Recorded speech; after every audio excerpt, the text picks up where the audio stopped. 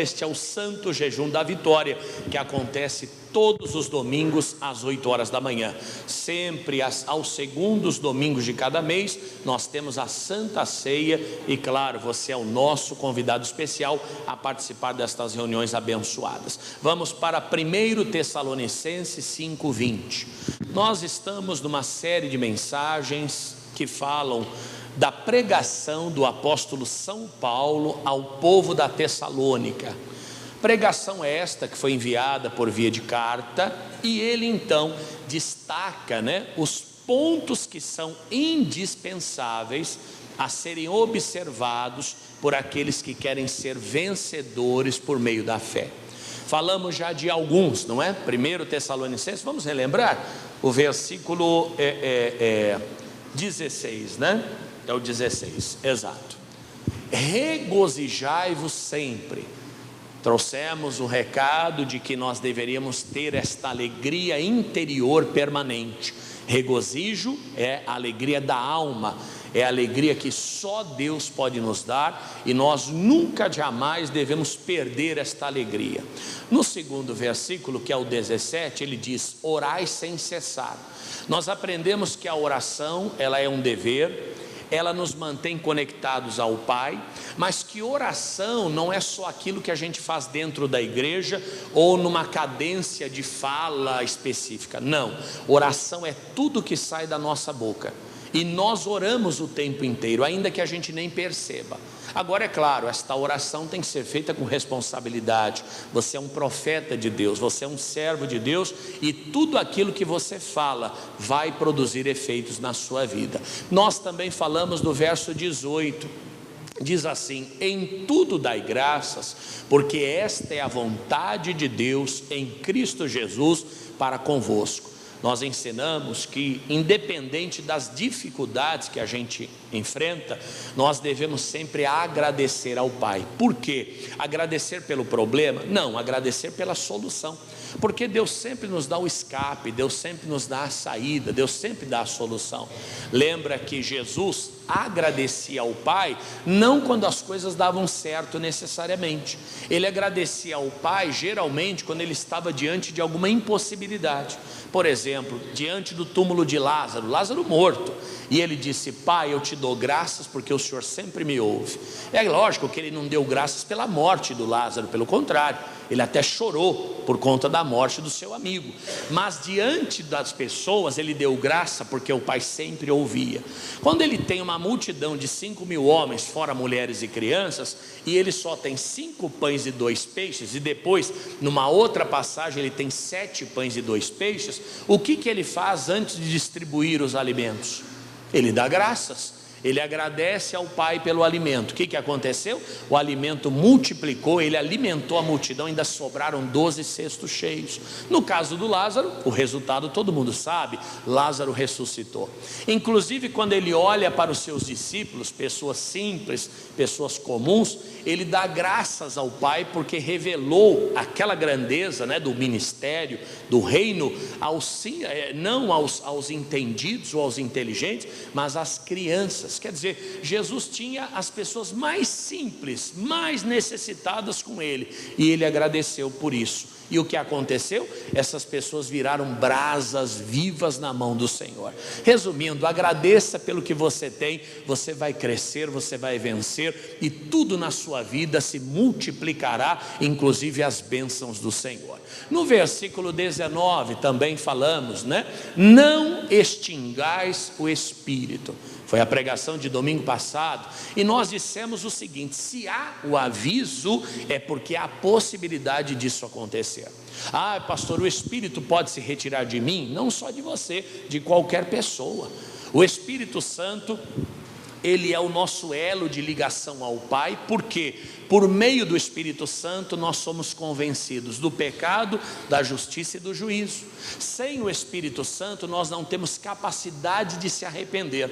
Uma vez que eu retiro o Espírito Santo da minha vida, eu elimino qualquer chance de salvação, porque se eu não me arrependo, eu não posso ser perdoado, e se eu não sou perdoado, eu não posso ser o quê? salvo, porque a salvação vem pelo arrependimento, mediante a fé em Cristo Jesus. Então o Espírito Santo, ele me dá capacidade de agir, capacidade de ser usado pelo Pai, né, de fazer grandes obras, mas a maior de todas as capacidades é o arrependimento que me leva à salvação. Como é que eu faço para extinguir o Espírito Santo? É só pecar e repetir o pecado.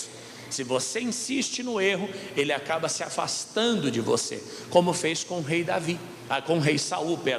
Saul reiteradamente errava, até que ele cometeu o pior dos erros, que foi rasgar a capa do profeta. A partir daquele dia, enquanto o Espírito do Senhor se apoderava de Davi, o Espírito de Deus se retirava de Saul, e a vida dele virou de cabeça para baixo, se transformou em um homem vazio, perdido, e acabou tirando a sua própria vida.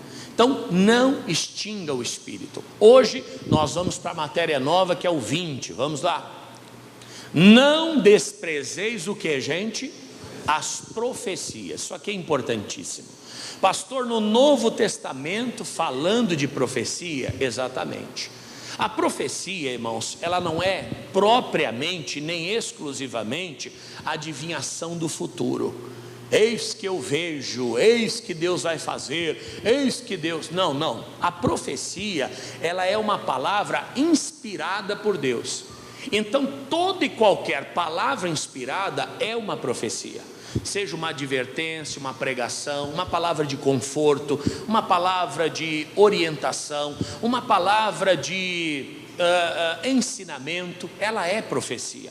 O problema é que a gente entende como profecia aquela palavra trazida por alguém que se traveste de profeta, com trejeitos e tudo mais. Nada disso. Inclusive, se você notar, os profetas do nosso tempo, eles são totalmente diferentes dos profetas do tempo bíblico. Quando você vê Elias, Eliseu, Isaías, Jeremias, Ezequiel, que foram os maiores profetas da Bíblia, exercendo o seu ministério, a Bíblia nunca diz que eles chegaram pulando em lugar nenhum. Não tem isso na Bíblia. Eles apenas liberavam a palavra inspirada por Deus.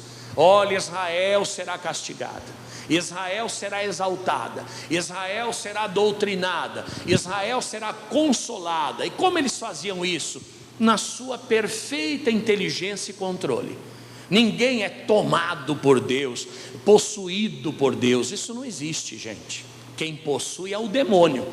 O demônio toma a mente da pessoa, toma o corpo dela, ela se treme toda, ela se joga no chão, ela rola para lá, ela rola para cá. Isso é possessão maligna. Inspiração é algo suave. Inspiração é aquilo que mantém o domínio do profeta, mas as palavras que saem da sua boca são inspiradas por Deus. Isso é profecia.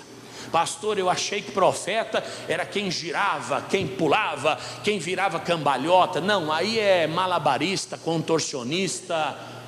Como chama quem faz esses movimentos? Hein, gente? Acrobata. Obrigado, irmão. Não é nem malabarista nem contorcionista, é acrobata. Não tem nada a ver com profecia. Profecia é a palavra inspirada, que pode ser revelando o futuro, mas pode ser nos relembrando do passado. A profecia, diferente da palavra comum, é que ela vem de Deus, e a palavra comum vem do coração do homem. Então a diferença é só essa. Pastor, e de onde surgiu essa ideia de profeta e profecia? Lá no Antigo Testamento. Aonde? Vamos lá em Êxodo 20, capítulo 20, verso 18. Nós ouvimos falar muito de profeta, mas por que surgiram os profetas? Qual foi a necessidade do surgimento dos profetas? Todo mundo sabe que no passado, na criação original, Deus se revelava ao homem face a face. Adão viu a Deus face a face juntamente com Eva. Pecaram e perderam esta comunhão.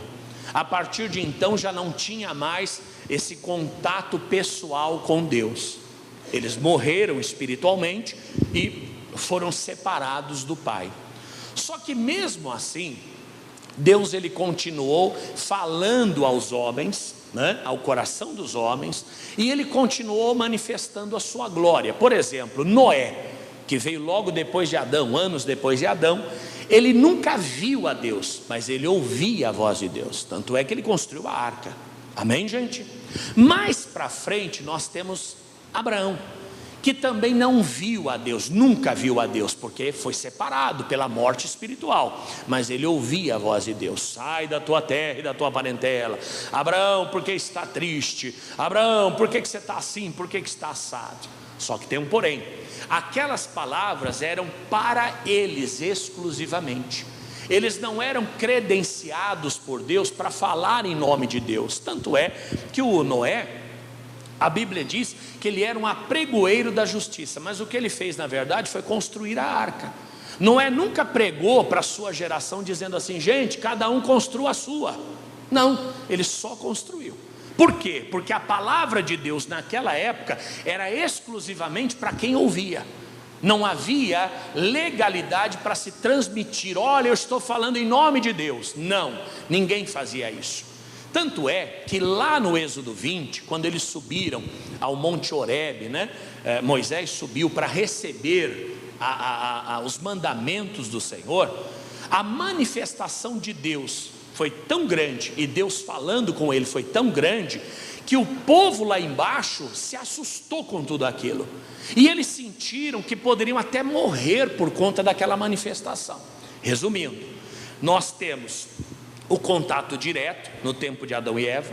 Depois de Adão e Eva, Deus passa a falar ao coração, mas não de forma a constituir um profeta. Não, a palavra era para aquela pessoa: construa uma arca, sai da tua terra, faz o que eu estou mandando. E o resto do povo não ouvia nada da parte de Deus.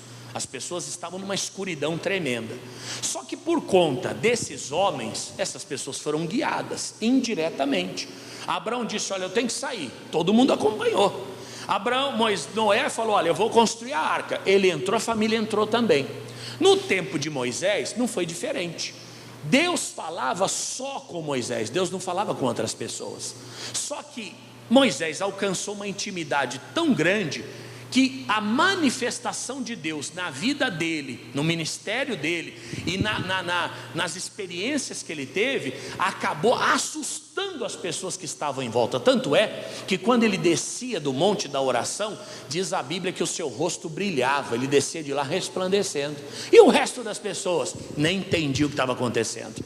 Se admiravam, assustavam, mas não entendia. Só que teve um dia que esta manifestação foi tremenda. As pessoas se assustaram. Olha o que diz o texto: e todo o povo viu os trovões e os relâmpagos e o sonido da buzina e o monte fumegando. E o povo, vendo isso, retirou-se e pôs de longe. As pessoas saíram correndo e disseram a Moisés: fala tu conosco e ouviremos, e não fale Deus conosco, para que não morramos. Naquele dia Deus se aproximou tanto de Moisés com a sua glória, que o povo acabou vendo aquilo e se assustou. E o que eles disseram? Moisés, por favor, quando Deus falar contigo, deixa a gente de longe, fale você conosco, porque nós não temos estrutura para ouvir a voz de Deus. Irmãos, eu fico imaginando a grandeza de Deus e a sua manifestação. Pense, às vezes você tem aquela buzina do trem. Quem já ouviu o trem buzinando? Quer dizer, você ouve a quilômetros de distância. Você imagina quem está perto daquela buzina? Deve ser horrível, barulho muito alto. Você imagina o som de buzina produzido pelo Senhor. As pessoas na hora devem ter se lançado ao chão, deve ter, quer dizer, aquela fumaça, aquela glória, aquela presença. E eles perceberam que por não terem a mesma comunhão que Moisés tinha, aquilo poderia até matá-los. O coração deve ter acelerado, pessoas tremendo, pessoas caindo no chão. Tanto é que quando a gente vê a ressurreição de Cristo, a morte de Cristo e a sua ressurreição, não é? Mortos saíram dos túmulos, diz a Bíblia. Toda vez que Deus opera, irmãos, a terra treme, a terra manifesta ou altera os seus poderes. Moisés ouviu tudo aquilo e guardou no coração.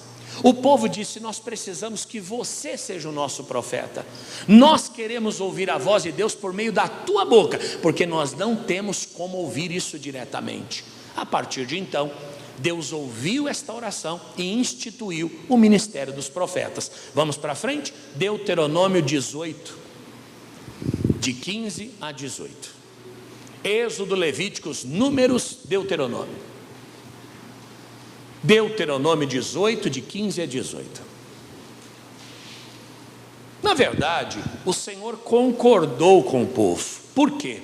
Porque este propósito já estava no coração dele, e ele revela isso em Deuteronômio. Olha o que diz: o Senhor teu Deus te despertará um profeta do meio de ti, de teus irmãos, como eu. A ele ouvireis, que mais? Conforme tudo que pediste ao Senhor teu Deus em Horebe, aonde, gente? No dia da congregação, dizendo: não ouvireis mais a voz do Senhor meu Deus, nem vereis este grande fogo, para que não morra. Então o Senhor me disse: bem falaram naquilo que disseram. Você vê que lá no Monte Horebe, os homens se assustaram com aquilo. Disseram: olha, se acontecer de novo, pode ser até que alguns de nós venham até morrer. Nós não temos condições de ver a glória de Deus. Então, Moisés, que você seja o nosso profeta. Ok.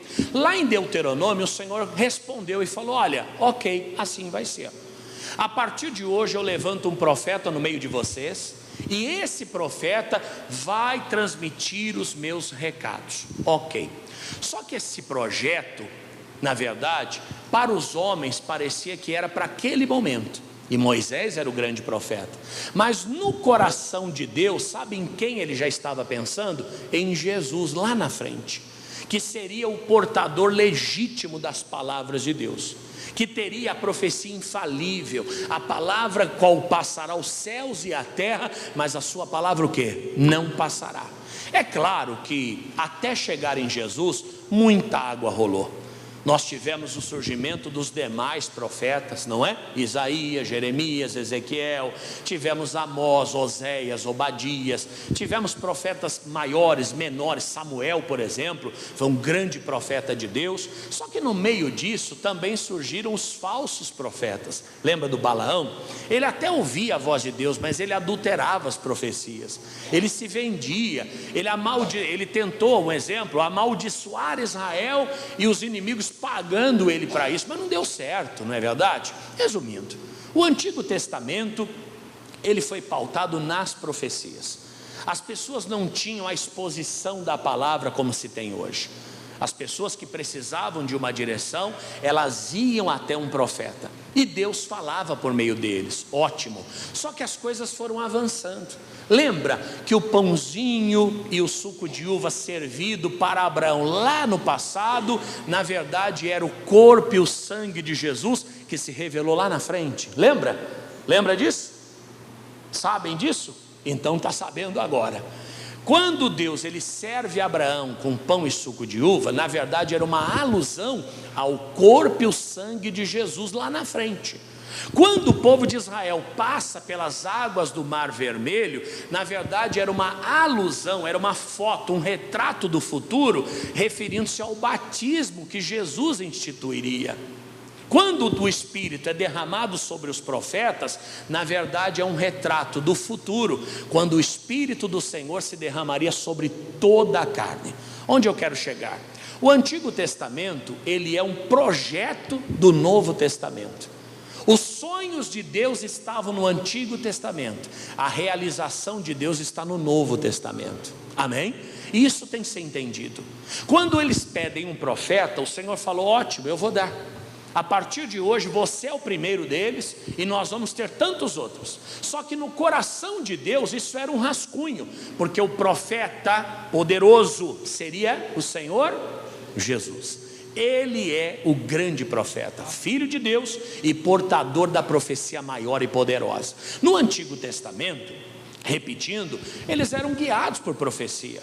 Lembra do Davi? Constantemente ele consultava o profeta Samuel. O que eu faço? Vou para a guerra? Não vou? Paro, entro, subo, vendo, compro. Lembra do rei Saul? Perdeu o reinado porque não consultou o profeta.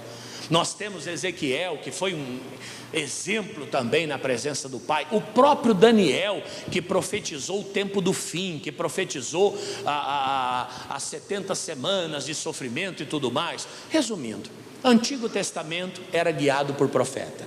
Depois veio Davi, junto com seu filho Salomão, e construíram o templo. A única coisa que mudou é que o sacrifício deixou de ser feito na tenda e passou a ser feito no templo. Pastor, mas não tinha pregação para guiar o povo? Não, não tinha. A única forma de ensinamento era familiar. Então você tinha o pai da família, que era o patriarca, e ele pregava para a sua família, em casa. Então olha gente, nós somos descendentes de Abraão. Um dia o Senhor chamou Abraão, ele saiu. Então não era o culto como nós temos hoje, um culto de ensinamento, um culto de aprendizado. Não, o templo servia apenas para quê, gente? Para o sacrifício, só para isso. A pessoa ia até lá, levava o cabritinho, o boi, a galinha, o pombinho, fazia o sacrifício e voltava para casa. Quem era que dava a palavra para a sua família? Era o patriarca, era o pai da família. E quem dirigia a nação era o profeta, a pessoa levantada por Deus para dizer o que tinha ou não ser feito. Só que tudo isso, para que você grave, era um projeto. Antigo Testamento é projeto do Novo. Veio Jesus pregando a palavra, mostrando às pessoas o que tinha ou não que ser feito e profetizando. Resumindo, Jesus tinha o ministério completo. Nós temos os profetas do passado, que eram só profetas. Nós temos os sacerdotes do passado, que eram só sacerdotes. E nós temos os reis do passado, que eram só reis. E Jesus era rei, era profeta e era sacerdote. Diga glória a Deus. Ele é completo, ele é perfeito, ele é Deus. Diga amém. Você pode aplaudir o nome dele? Aleluia. O único que chegou mais próximo de Jesus, mas ficou um pouco abaixo, foi Davi.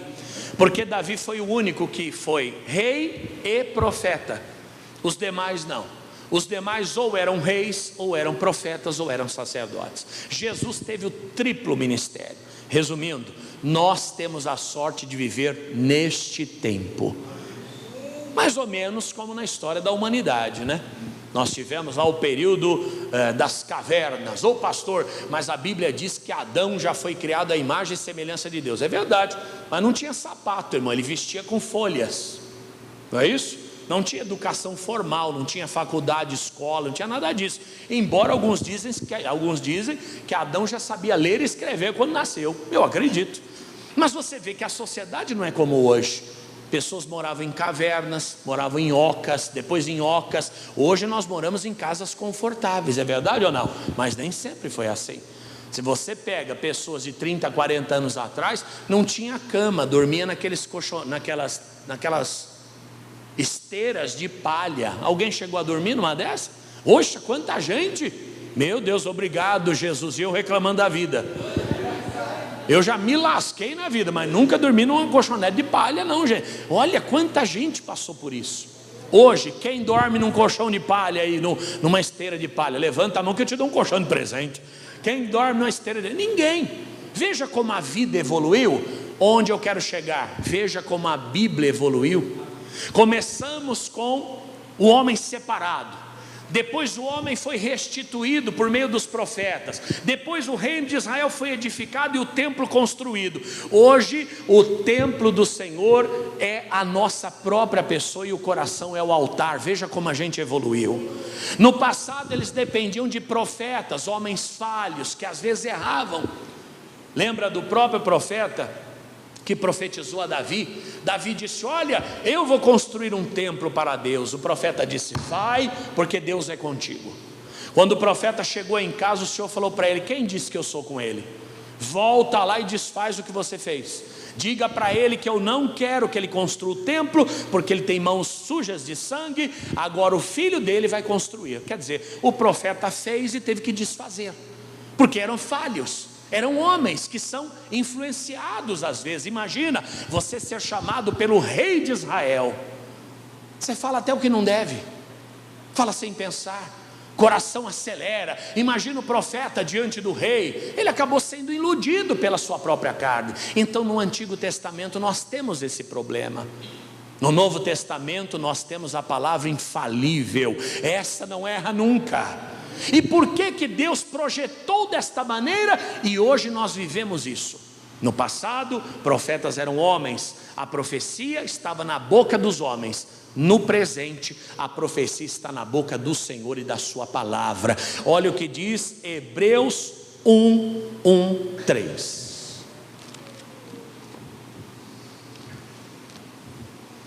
Hebreus 1:1-3.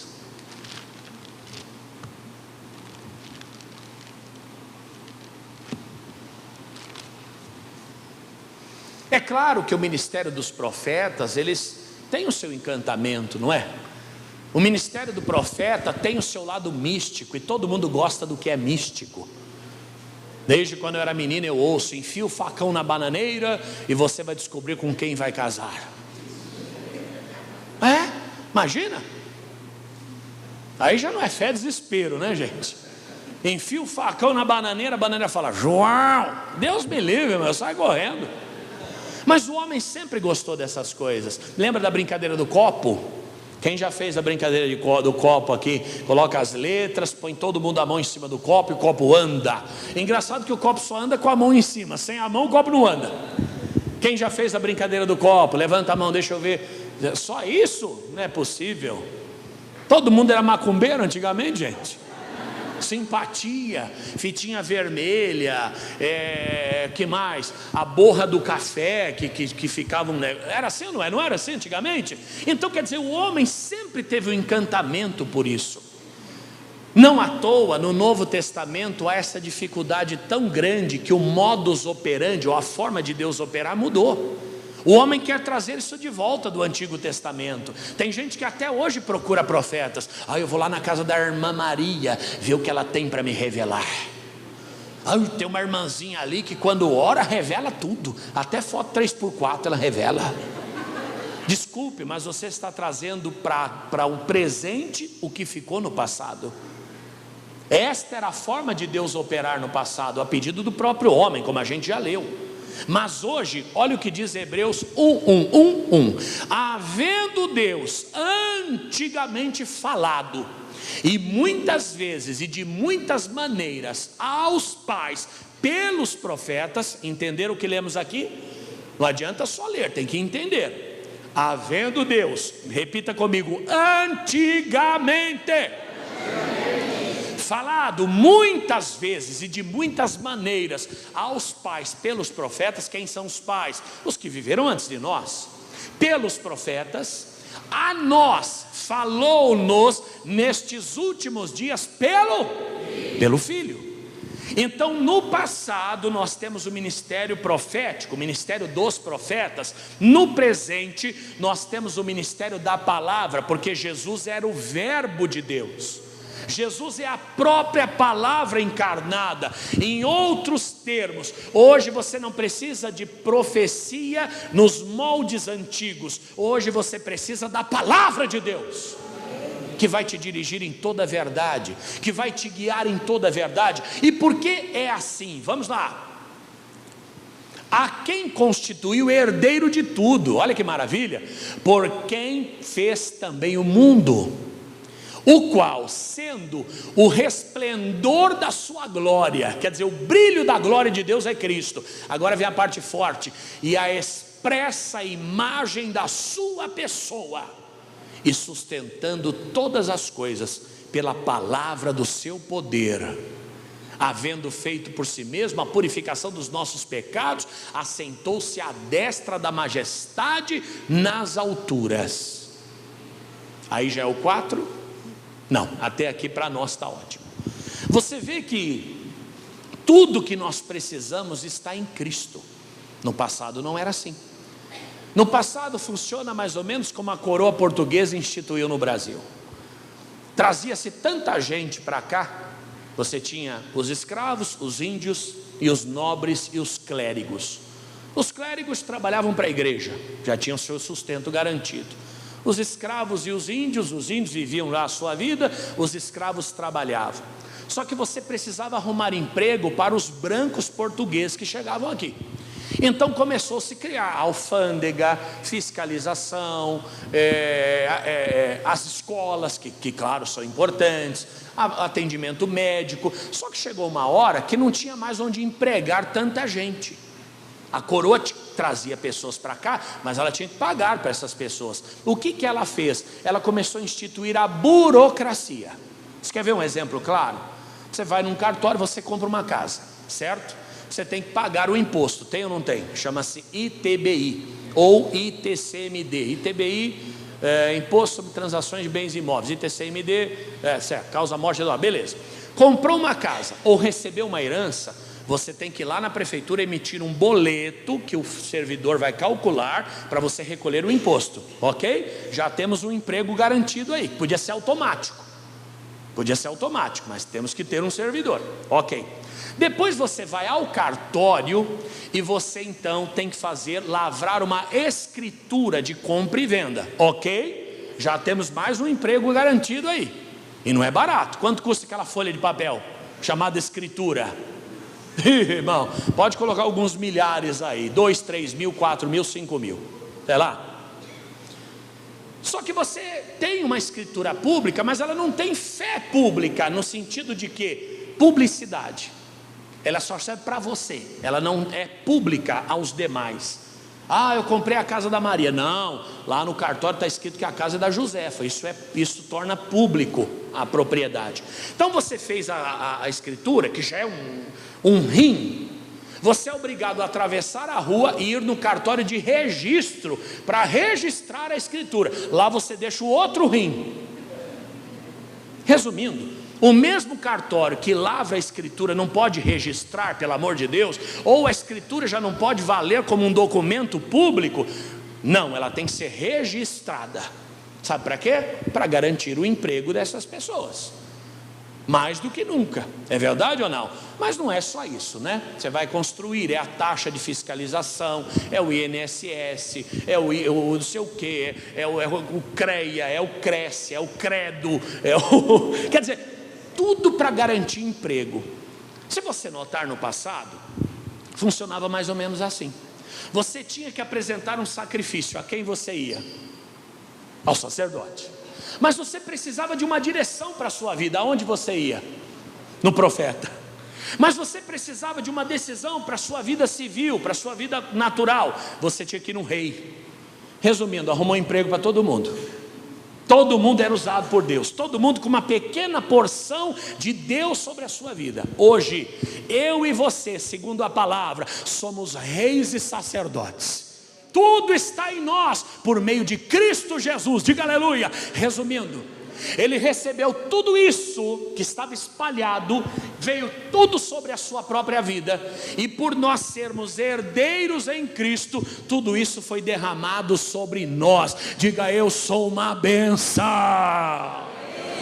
Oh, meu irmão, hoje nós somos filhos do Senhor e herdeiros. Então tudo que Jesus conquistou, como diz a canção, é direito nosso, é o que? É nossa herança. Olha que bonito, volta um pouquinho, ele é a expressa imagem da sua pessoa.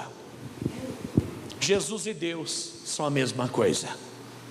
Ele veio a esse mundo, derramou dons aos homens, nos deu ministérios, nos preparou para a sua obra, e hoje Cristo, que é a própria palavra de Deus, Ele é suficiente para nós. Não há necessidade mais de bater em várias portas, não há necessidade mais de buscar a direção em fulano, ciclano, em beltrano. A nossa direção, ela tem que vir daqui. Ele é o verbo vivo que se fez carne e habitou entre nós. Ele é a própria palavra de Deus. Resumindo, tudo está aqui. Mas o homem gosta de rolo, né? O homem gosta de problema. Ele não se contenta com a palavra. Ele quer consultar o irmão, o peão da casa própria. Já viram na internet? O cara rodando, e a música do peão da casa própria do Silvio Santos. Não precisa de nada disso, irmão. A palavra já te ensina princípios, valores, direção, o que é certo, o que é errado, o que é bom e o que não é. E quando você vem à reunião para assistir à exposição da palavra, é o pão quentinho que desce do céu para você. Aleluia! É a profecia que você precisa, não mais como no tempo antigo. A profecia ela já não é mais dirigida a indivíduos, mas ela é dirigida à congregação, à igreja, que é por meio da exposição da palavra. Pastor, por que Deus fez assim? Não era mais fácil cada um ter um profeta? Não era mais fácil, por exemplo, Bauru ter o profeta de Bauru, São Paulo ter o profeta de São Paulo, Brasília ter o profeta de Brasília? Depende de que tempo você está dizendo. Você vê que tem coisas que perdem a utilidade com o passar do tempo, não é verdade? Enceradeira, tem alguém que tem enceradeira? Não tem?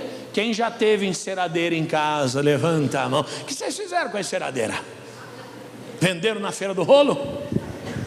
Por que todo mundo, a maioria das pessoas no passado tinham enceradeira? Por conta do tipo de piso. Então era aquele cimento queimado, verde, vermelho, e tinha que encerar. A casa tinha que ficar brilhosa. Esse brilho desse mármore tinha que estar lá naquele cimento. Usava-se enceradeira. E quem não tinha enceradeira fazia o quê? Era cada história. Era com rodo, era com o próprio pé. O outro pegava o irmão mais novo e girava. Cada louco com a sua mania. Hoje não faz mais sentido a enceradeira, não é isso? E tem outros equipamentos. Alguém lembra de alguma coisa que hoje não faz mais sentido, que a gente usou muito, hoje não usa mais? Como? Escovão. Escovão era para quê? Quem está falando aí? Cadê a voz? Ali, escovão para quê? Ah, tinha um escovão também? Que usava embaixo, mas sumiu junto com a enceradeira. Pois não? Ferro. Ah, para polir também, que não tinha enceradeira, usava o ferro então. Tá vendo? Vamos lá, esquece o piso agora, vamos para outro item. Da cozinha. Ah, coador de pano. Quem ainda usa coador de pano? Eu amo café no coador de pano, é uma delícia. Quem não usa mais coador de pano? Olha aí, tá vendo? Quem usa cafeteira? Credo.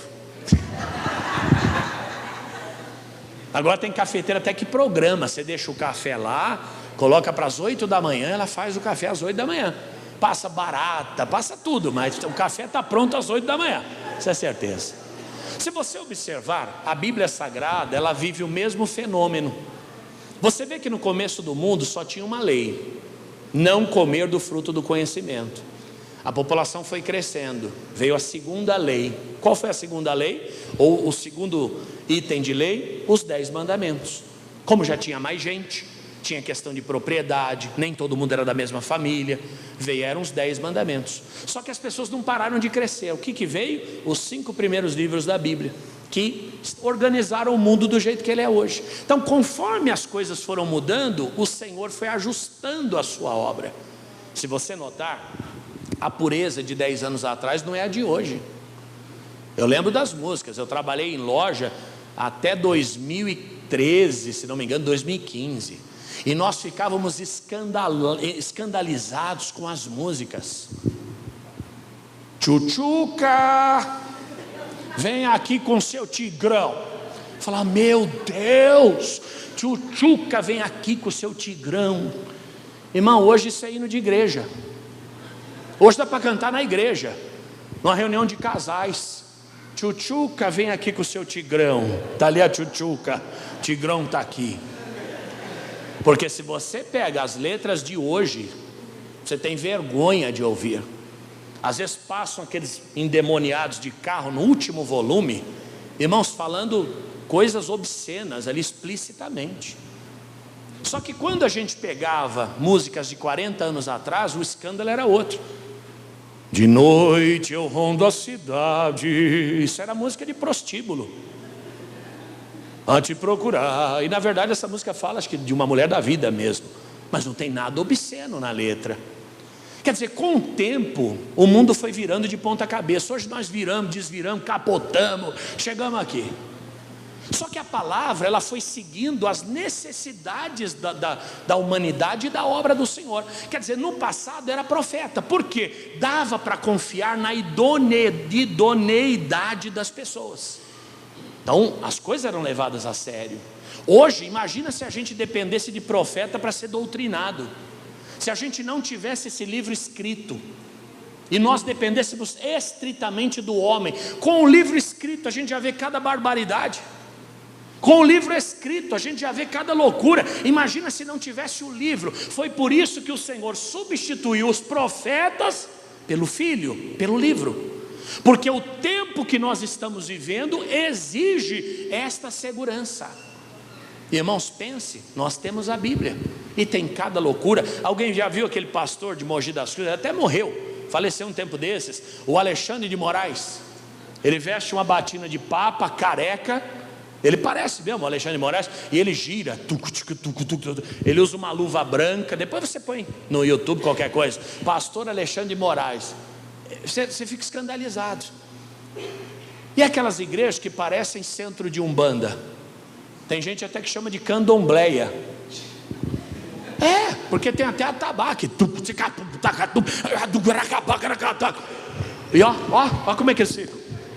Pastor, o que o senhor está falando? Estou ensinando você que se não fosse a Bíblia, nós estaremos fritos. Porque o ser humano não tem limite na sua imaginação e nem na sua loucura. Veja na pandemia a histeria das máscaras, histeria do álcool, gente no atacadão querendo comprar álcool, um em cima do outro. O que adiantou aquilo? Não era melhor cada um ter ficado dentro da tua casa? Mas não, foram para lá, que negócio. Teve gente que colocou bucha de lavar louça na cara. Outro colocou uma sacola, deixou só os 2 olhinhos de fora. Quer dizer, o homem é doido por uma loucura. O ser humano não perde a oportunidade de ser doido, essa é a verdade. Você imagina nesta área espiritual, que é uma área tão fértil, tão mística, não é verdade? O Senhor mandou o Filho, falou: não, gente, até aqui era profeta, de agora para frente é a palavra. Porque nós estamos falando dos últimos anos do mundo, nós estamos nos aproximando do juízo final. E com a proximidade do juízo final, vai lá para 1 Timóteo 4:1. Ai. Eu fui numa padaria no tempo da pandemia e estava aquela, né? Libera, não libera, abre e fecha, fecha, não abre. E as padarias estavam autorizadas a funcionar. Padaria, pedágio, banco, esses aí não fecharam, né? E naquele momento podia comer dentro da padaria. Você tinha que se manter de máscara e, claro, por óbvio, quando fosse comer, você baixava a máscara. Apesar que eu acho que tem gente que até comeu a máscara se bobear. Sem contar que tempos antes tiraram os canudos de todos os restaurantes para preservar o meio ambiente. Quem tomou em canudo de papel aí até hoje, não é isso? Canudo de papel, canudo de ferro, para preservar o meio ambiente. Irmão, você imagina onde foram parar essas máscaras todas? No mínimo no esgoto, na sarjeta, no oceano. Porque você vê 7 bilhões de pessoas, todo mundo usando máscara e trocando o tempo inteiro. Para onde foi esse lixo todo? Um dia eu passei na frente daquele projeto Tamar, não lembro onde foi, se foi Caraguatatuba, onde foi, e tinha uma tartaruga de máscara. Uma estátua, né, por favor, né? E a estátua com a máscara aqui. Irmãos, o que deve ter matado de tartarugas essas máscaras, porque eles comem. Eles vão nadando, vê aquilo flutuando no mar, eles comem. Aquilo ali mata o animal. Quer dizer, o projeto Tamar homenageando as máscaras que deve ter matado milhares de tartarugas. Mas o ser humano é doido por natureza, essa é a verdade. Já cheguei a essa conclusão. Não tem jeito. Por que a Bíblia substituiu a pessoa do profeta? Não a profecia. A profecia foi retirada do homem e foi colocada sobre a palavra. Mas o Espírito expressamente diz. O que é expressamente? Presta muita atenção. Nos últimos tempos apostatarão alguns da fé, se desviarão da fé. Que mais? Dando ouvidos a espíritos enganadores. E o que, gente? A doutrina de demônios. Aqui, aí fala o porquê disso, né? Mas vamos falar da situação. Aqui Timóteo, aqui Paulo está dizendo a Timóteo que nos últimos tempos as pessoas seriam enganadas por doutrinas até de demônios.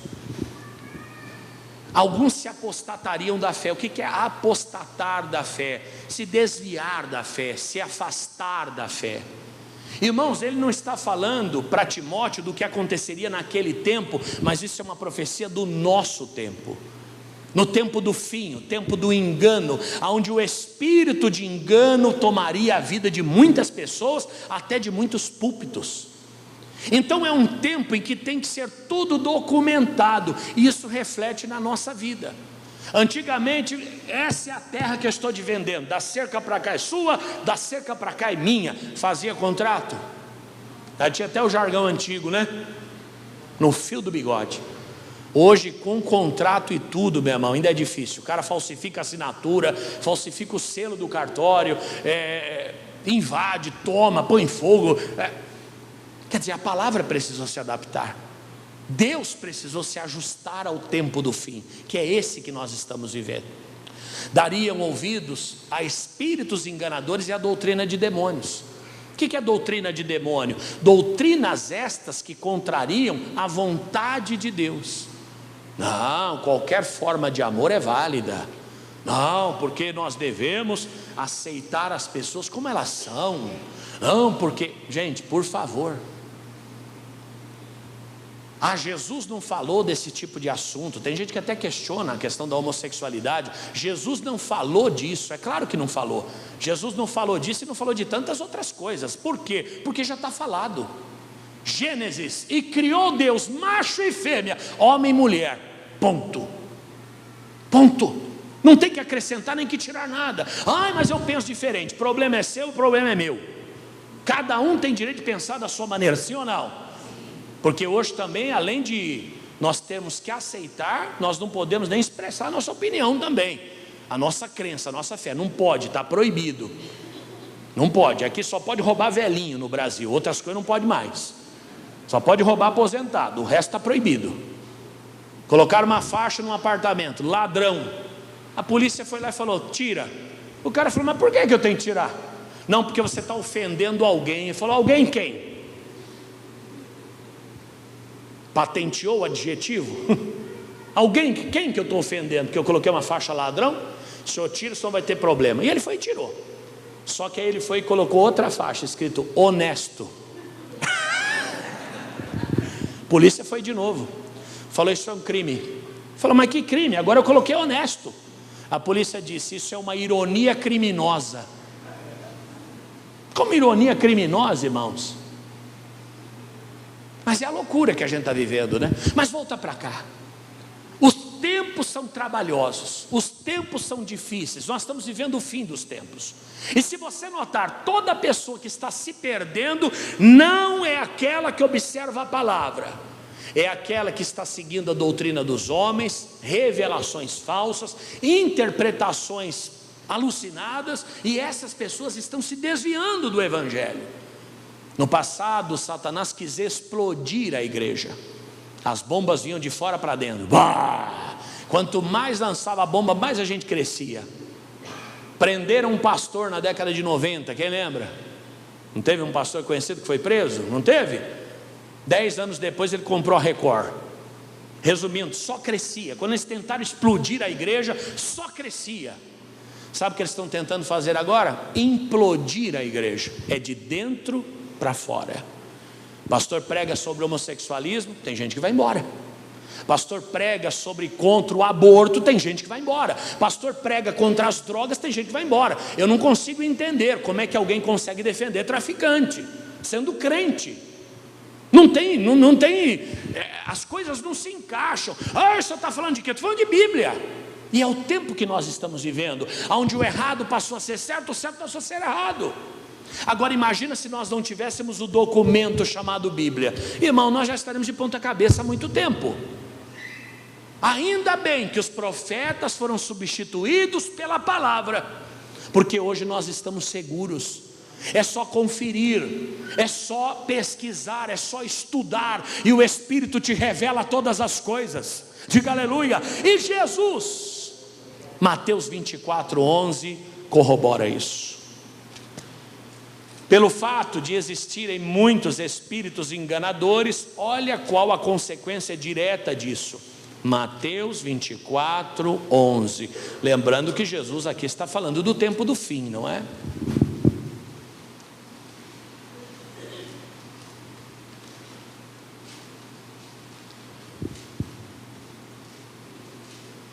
Mateus 24:11. Por conta da influência de espíritos enganadores que haveriam nos últimos tempos, né, de uma maneira muito mais forte e incisiva, olha o resultado: e surgirão muitos falsos profetas. E o que, gente?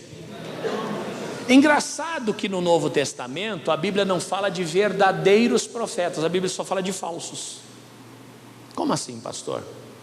Porque aquela figura, qual denominamos profeta do Antigo Testamento, no Novo Testamento não existe mais. Então todo aquele hoje que se manifestar como profeta, pode carimbar, é um falso profeta. Pastor, mas espera aí, alguém não pode me dar uma profecia? Pode, mas ele não pode ser chamado profeta. Hoje profeta é a palavra. Quem está entendendo? Não existe mais a carteirinha de profeta. O teu irmão ali que é profeta, ele é profeta e você é xarope, só pode ser isso. A profecia, ela pode até estar na nossa boca, e é verdade. Às vezes a Lívia até brinca, quando o Fatioli fala alguma coisa eu fico até com medo. Eu falo para ela, falo: Lívia, que a pessoa não está bem. Ah, não é possível, Lívia, vai por mim, estou te falando. Ah, não dá outra.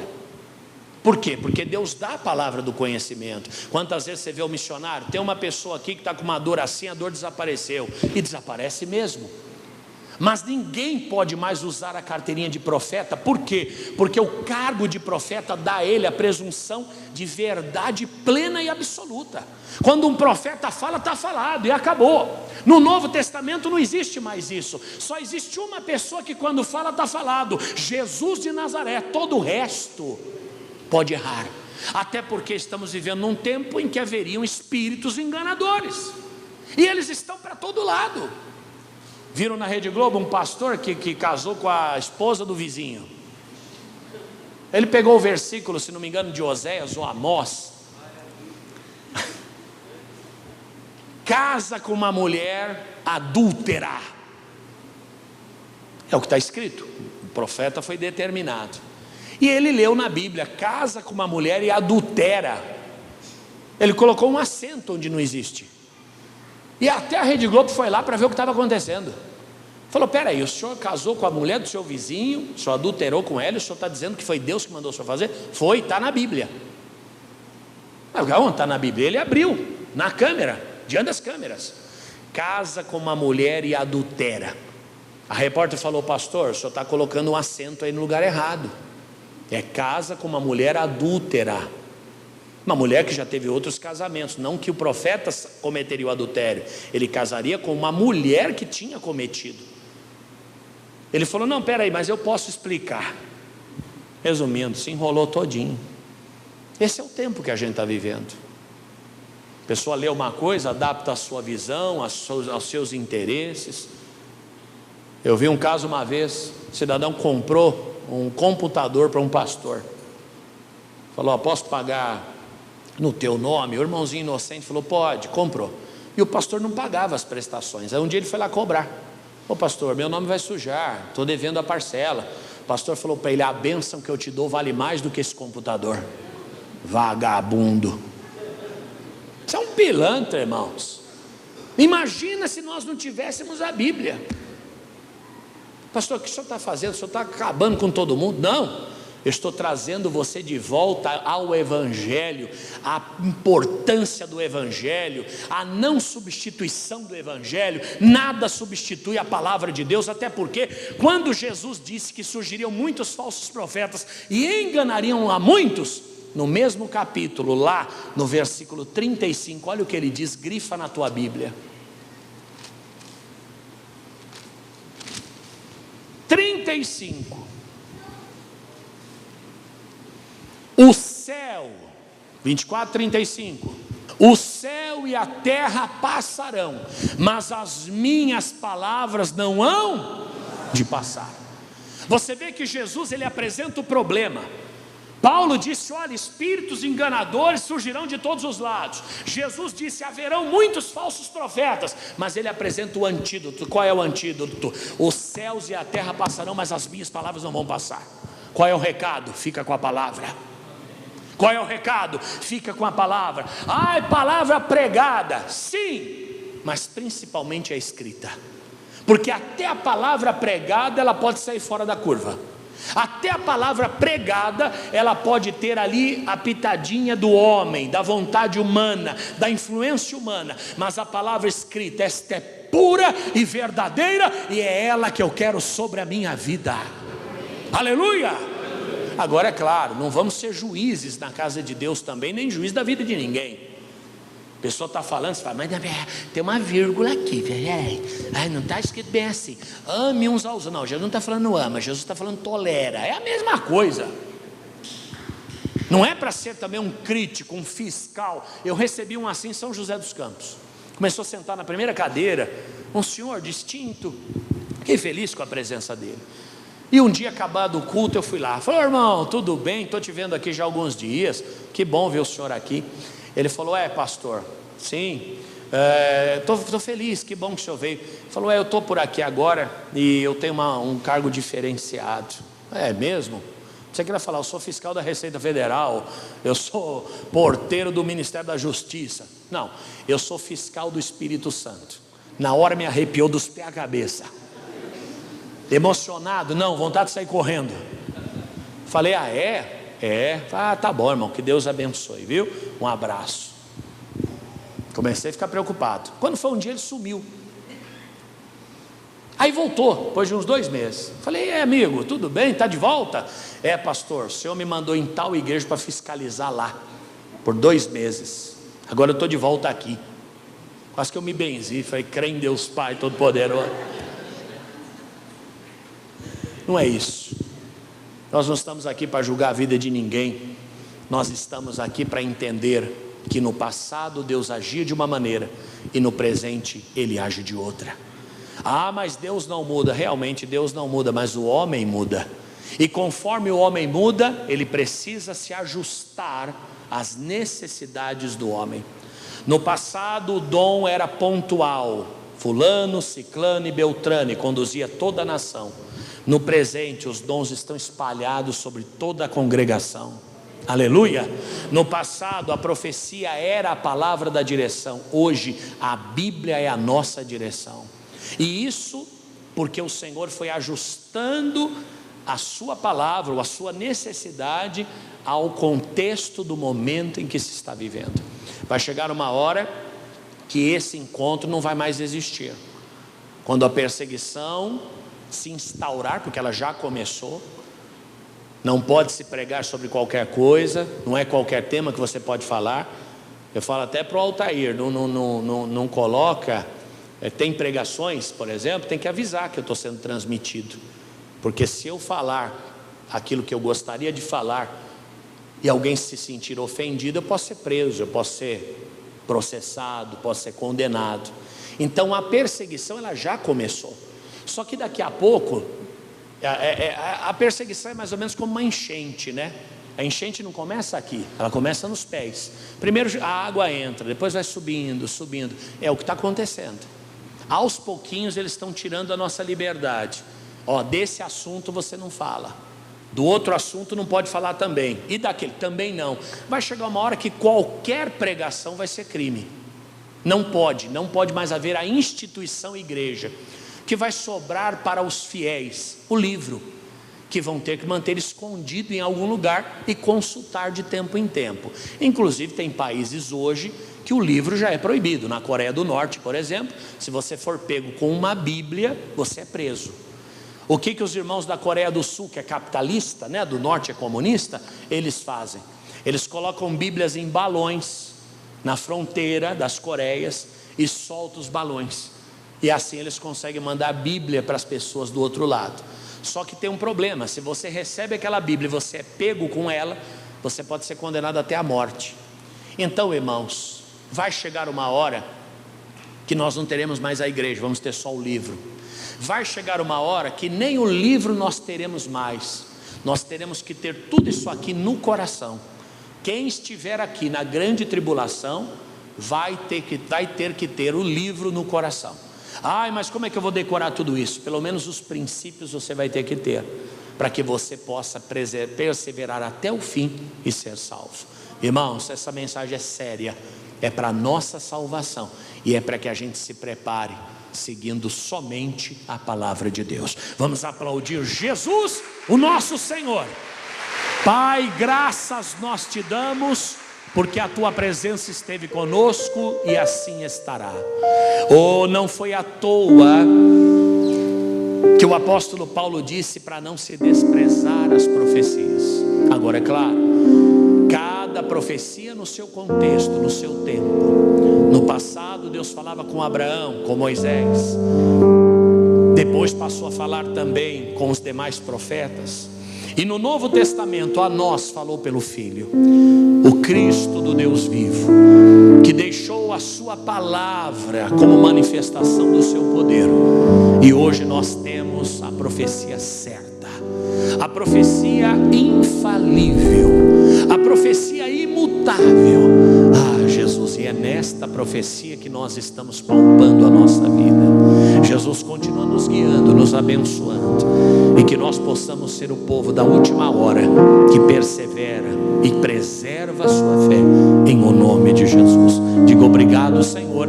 Vamos aplaudir a Ele. Você que está em casa, um abraço no coração e até a próxima oportunidade. Jesus, em o nome de Jesus, em o nome de Jesus, você triunfará.